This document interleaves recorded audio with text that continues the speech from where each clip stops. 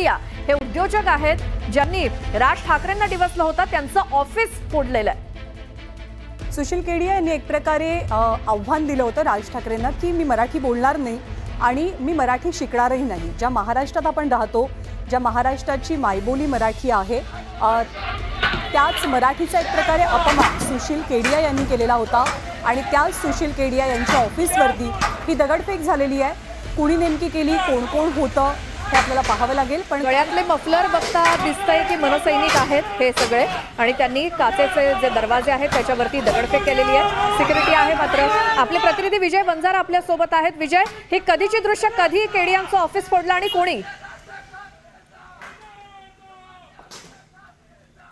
विजय, आवाज येतोय?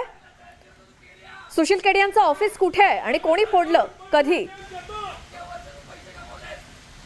विजय वंजारा यांच्याशी आपला कदाचित संपर्क होत नाहीये, मात्र पुन्हा जाऊयात। विजय, कधी हे ऑफिस फोडलंय, कोणी आणि कुठे आहे हे ऑफिस? नक्की आपण जर पाहिलं तर सुशील केडियाने केलेल्या पोस्टमध्ये राज ठाकरे मराठी भाषेचा आग्रह टीका करणारे आले असून आपण मराठी शिकणार नाही अशी भूमिका सुशील केडिया यांनी जाहीर केलेला आहे। राज ठाकरे यांची नोंद घ्या की मी मुंबईत गेल्या 30 वर्षापासून राहतोय, पण मला मराठी व्यवस्थित येत नाही।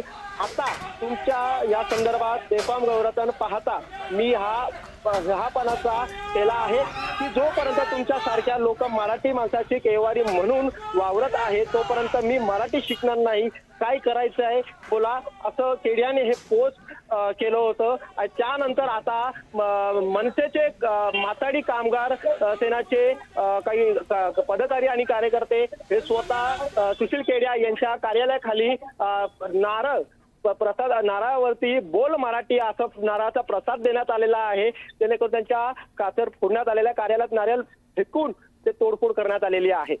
बरोबर विजय, आपण दृश्य दाखवतोय, नारळ आहेत या मनसैनिकांच्या हातामध्ये आणि त्यांनी हे नारळ फेकलेले आहेत सुशील केडियाच्या ऑफिसवरती। काचेचे दरवाजे आहेत, त्याच्यावरती मनसैनिकांकडून हल्ला करण्यात आला।